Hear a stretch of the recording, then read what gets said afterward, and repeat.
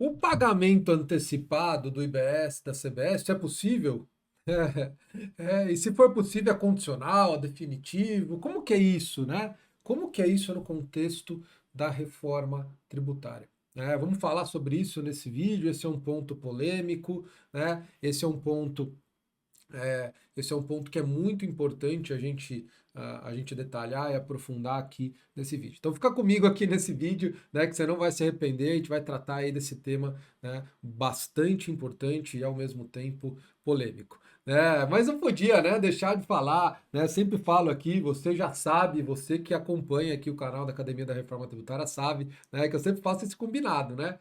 Se você assistir esse vídeo ao final, você gostar, você vai pegar seu dedinho e dar o like, né? Ajuda bastante aqui a gente que toda semana tá vindo aqui, né, gravar um vídeo para tratar de um tema importante da reforma tributária. E já aproveita, já se inscreve aí no nosso canal, vire aí um acadêmico da reforma tributária. Vamos pro vídeo? Vamos, roda a vinhetinha, vamos pro vídeo, né? Isso que interessa, você tá aqui para acompanhar conteúdo, né? E vamos pro vídeo.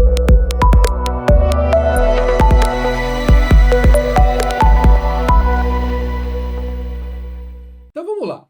Pagamento antecipado, né, do IBS e CBS.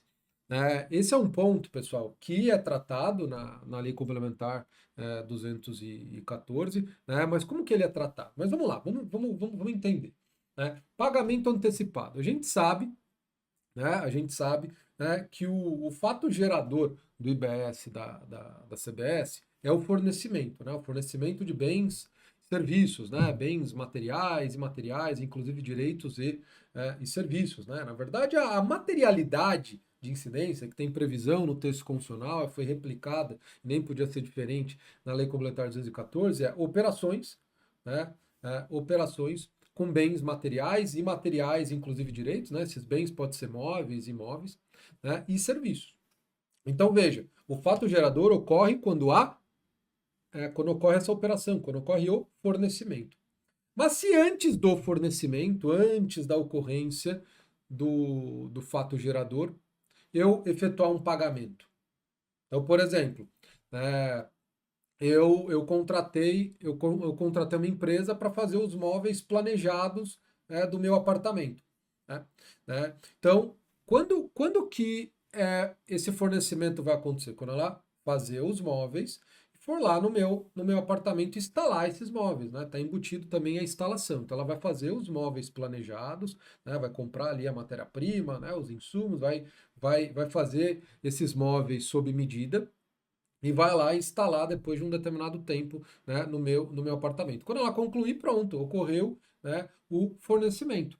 Ocorreu o fornecimento. Mas o que vai acontecer? Eu não vou pagar ela só depois que ela concluir o fornecimento. E quando efetivamente ocorreu o fato gerador, né, da obrigação de pagar o IBS e a CBS. Eu vou fazer, no mínimo, aí um pagamento de 50% de forma antecipada. Né? A questão é, esse pagamento antecipado, ele vai fazer surgir também, né, por parte do fornecedor, o pagamento do IBS da CBS?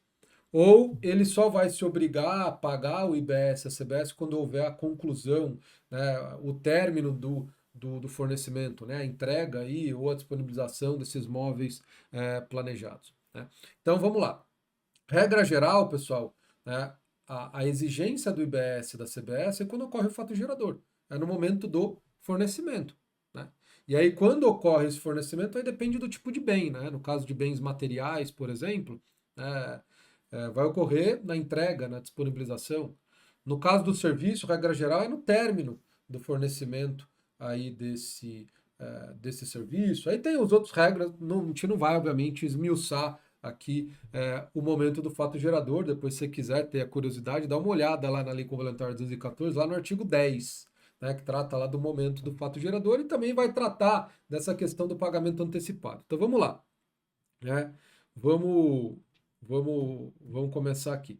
A previsão de pagamento antecipado do IBS e da CBS, né? Meio que eu já respondi, né? Tá lá no artigo 10, tem essa possibilidade, né, de se ocorrer um pagamento antecipado antes do fornecimento, né, o fornecedor, ele, óbvio, aquele que recebeu o pagamento, ele vai ter que pagar o IBS conforme ele for recebendo, né, esses pagamentos. Então pode acontecer, né, de você receber, o fornecedor receber de forma parcelada.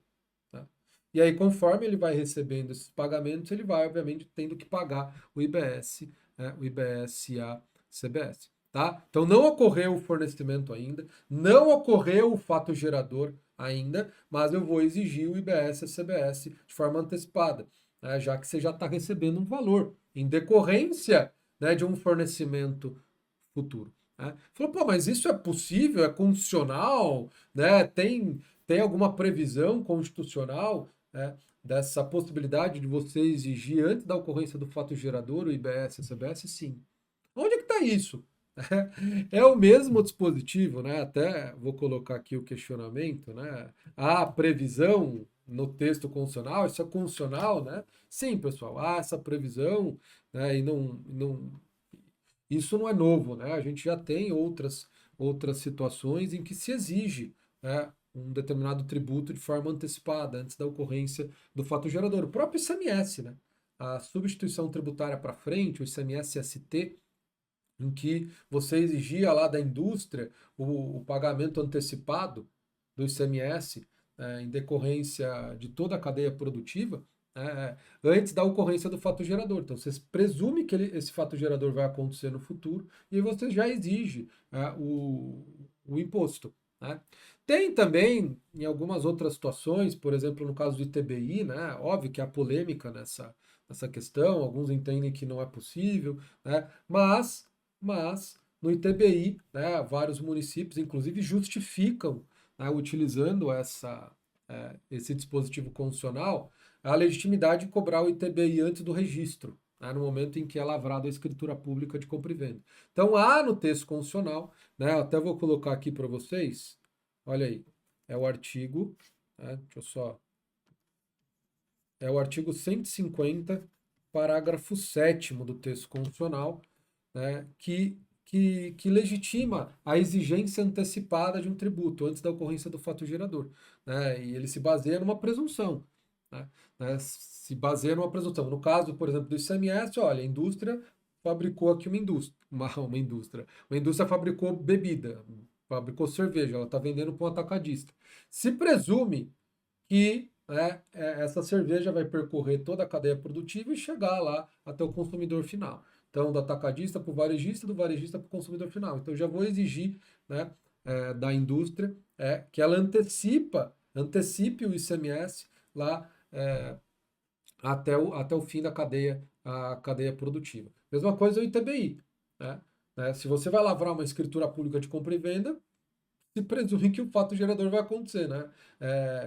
Que você vai pegar essa escritura, esse título aquisitivo, vai levar registro no cartório de registro de imóveis e vai ocorrer aí o fato gerador. Então já vou exigir de forma antecipada. A mesma coisa aqui. Né? Você celebrou ali um contrato com uma empresa para fabricar os móveis planejados do seu apartamento. Né? Você já antecipou ali um pagamento. Se presume que ela vai, obviamente, concluir esse fornecimento, ele vai se concretizar no futuro, vai ocorrer esse fato gerador. Então, já vou exigir, né, que seja pago o IBS e CBS, óbvio, tomando como base esse pagamento antecipado, eu já vou exigir esse IBS e CBS aí do fornecedor, não vou esperar o fornecimento, né, porque há uma presunção forte de que ele vai acontecer, inclusive você já exigiu de forma antecipada uma parte aí do valor. Tá? Então há essa previsão, né, no texto constitucional, então é legítimo essa exigência de forma antecipada aí do IBS e da CBS. Tá? E aí falou, professor, ok, estou exigindo de forma antecipada, mas se acontecer alguma coisa, né, e o fornecimento não se concretizar, né, o, o adquirente aí desistir, ou o fornecedor acontece alguma coisa e ele não vai conseguir concluir a entrega, tal, né? Aí ele devolve o dinheiro pro adquirente, o adquirente desiste, aí o fornecedor devolve uma parte, fica ali com um valor estipulado em contrato, enfim. Né? Se o fornecimento não se concretizar, o que, que vai acontecer com esse IBS e CBS que o fornecedor pagou de forma antecipada? Né? Ele vai ter que ele vai pedir de volta. Tá? É a mesma coisa o ITBI. Você paga o ITBI de forma antecipada, né? E aí você, no dia lá que ia lavrar a escritura pública de compra e venda, não é lavrada a escritura, mas você já pagou o ITBI, porque você tinha que pagar antes, né? Pra levar o comprovante de pagamento. O que o comprador, né? Que é que pagou o ITBI vai ter que fazer? Pedir de volta, né? Porque não se concretizou o fato gerador. Da mesma forma que, se você pagou antecipadamente, o fornecedor pagou o IBS, né, e a CBS de forma antecipada, mas o fornecimento não se concretizou, né, obviamente ele vai pedir de volta. Ele vai pedir de volta vai pedir de volta o valor que ele pagou de forma antecipada. O fato gerador não se concretizou, né, aquilo era somente uma antecipação, tá? Uma antecipação. Ah, mas e se o fornecimento se concretiza? Né? Então, vai se concretizar, né? E aí o que, que vai acontecer? Ok, aí aquele pagamento que era antecipado, obviamente vai se confirmar, né? Porque o fornecimento se concretizou, né? E aí, obviamente, você vai pagar a diferença, vai pagar o resto, né? Você só pagou a metade, agora você vai pagar a segunda metade. Agora, o fornecedor vai pagar o IBS, CBS sobre essa outra metade que você pagou depois do fornecimento, ok?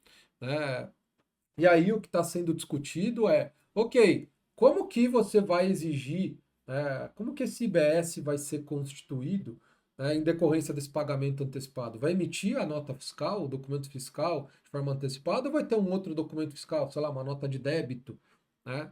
E aí, conforme vai sendo pago de forma antecipada esses valores, vão sendo emitidos notas de débitos, né? E aí, quando você for emitir a nota fiscal, você obviamente vincula essas notas. Tô dando aqui, pessoal, uma possibilidade operacional, tá? Né? Ainda não se sabe. Isso daí a gente só vai saber quando sair o regulamento, ou eventualmente alguma nota técnica aí, né, sobre esses pontos, né? Então, possivelmente a gente vai ter aí uma nota de débito, né, ou algum evento de pagamento antecipado que depois a gente vai Evento eu acho que não, né? Porque evento normalmente você se vincula a algum documento fiscal. Talvez seja uma nota de débito mesmo, né?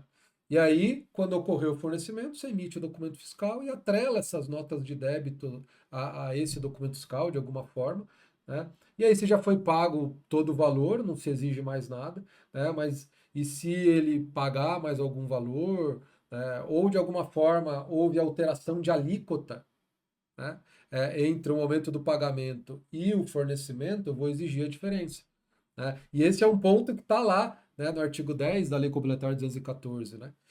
Quando eu vou exigir de forma antecipada o IBS e a CBS em decorrência de um pagamento antecipado, eu vou aplicar a alíquota no momento do pagamento antecipado, né?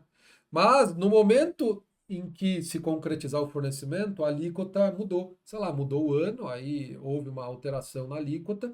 Eu vou aplicar a alíquota no momento do fato gerador.